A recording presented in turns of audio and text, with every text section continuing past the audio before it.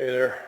So it's been a while since I made this kind of like an overall update on the truck, and I just thought of this little trick I'm doing. You don't talk to me like that. And got quite a bit done here actually. So yeah, so this little trick that I do here. This is, I don't know if this is really that beneficial. I call it my insurance policy. This is, again, on a truck that I'm going to be keeping for the rest of my life. And I know things like these like to fail quite often. Of course, I'm going to gusset it up. And that's for that. You hear me? But nonetheless, you know, this light gauge stuff, this will fail sooner or later. Even gusset it up. Doesn't matter really what I do to it. With all the, you know, reverberation and whatnot. So at least when it does fail now, it's not going to get sucked in under the tire. Hopefully. It'll just fail in this sort of position. I can notice it before it causes more damage than absolutely necessary. So yeah, this is what I do here. I just weld a little tab of something on. Sometimes I'll take a piece of 1/2 inch and I'll drill through the whatever and just plug weld it like I did actually when I spliced these pieces together.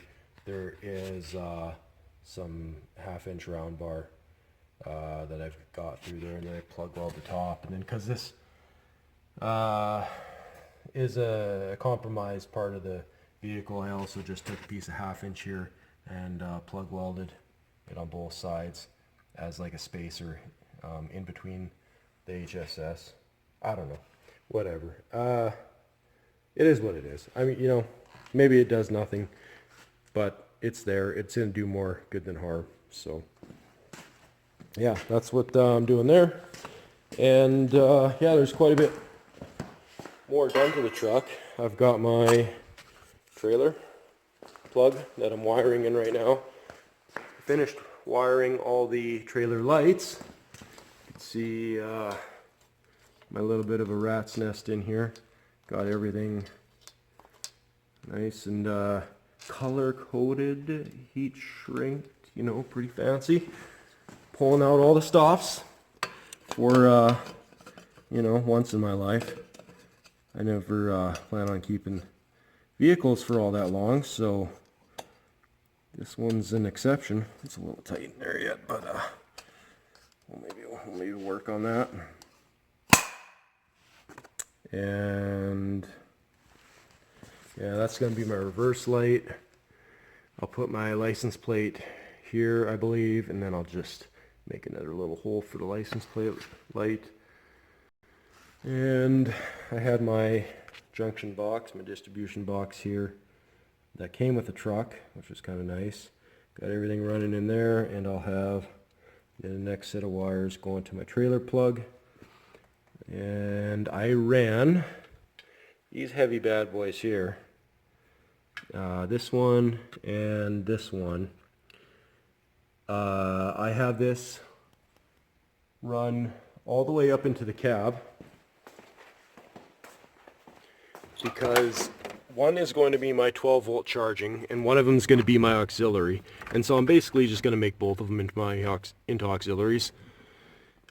This way, if I hook it up to a trailer that's got a dead ass battery, I can just kill the power to it and not worry about you know, taking out my alternator. So we'll have these run up to the dash somewhere, and I already have this run here over the transmission. I was trying to get it through the firewall, but it didn't want to seem to cooperate. And then over to here, and then I had such a big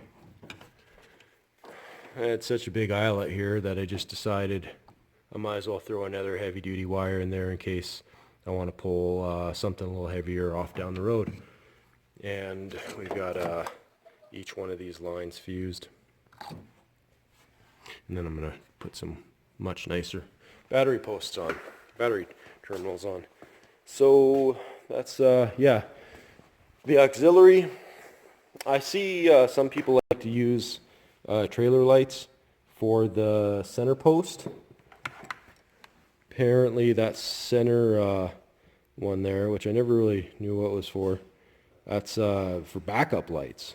So I've never seen a trailer with backup lights, and you know, I'm a professional driver and I've never seen it before. But I don't know, maybe it's not that bad of a idea. Maybe I'll wire it into one of the trailers I build in the future. But you know, if I need that as a backup light, well, I can just hit the auxiliary switch, and then that'll turn on the backup light. And then I think one of these over here will be my 12-volt charging, which is also going to be on a switch, like I say, in case, you know,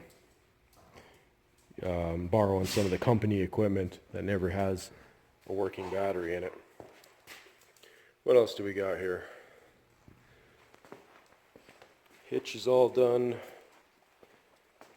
Got, you know, wiring the plug in, doing the gas tank holders.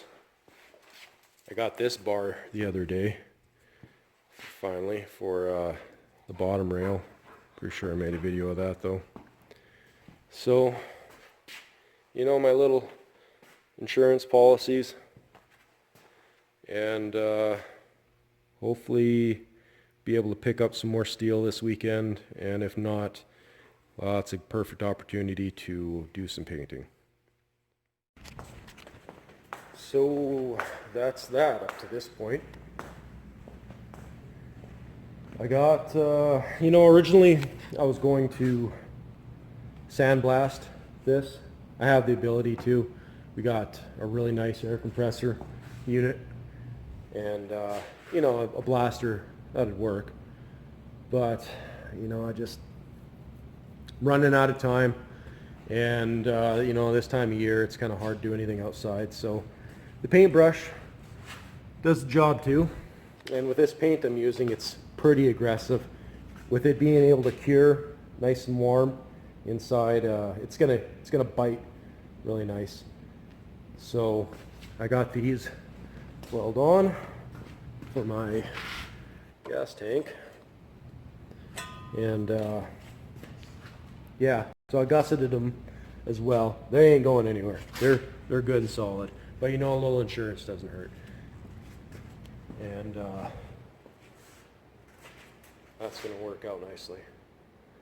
Looks pretty good, pretty good. You know, most of this paint's probably just gonna flake off, but at least it'll look nice for a little while. This truck isn't getting a ton of service. You know, it's not gonna do a lot of duty, so it'll last a while. And these little art here, we'll paint a little bit of red over top of that, just to make them stand out. Nice. Just a little something extra.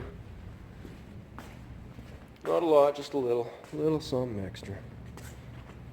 But yeah, so I'm gonna end up putting some cross members in here later on anyways, and my hinge is gonna get welded to the top of this anyway, so a lot of this is getting grind back off and then brushed again. But you know, that's just how it goes.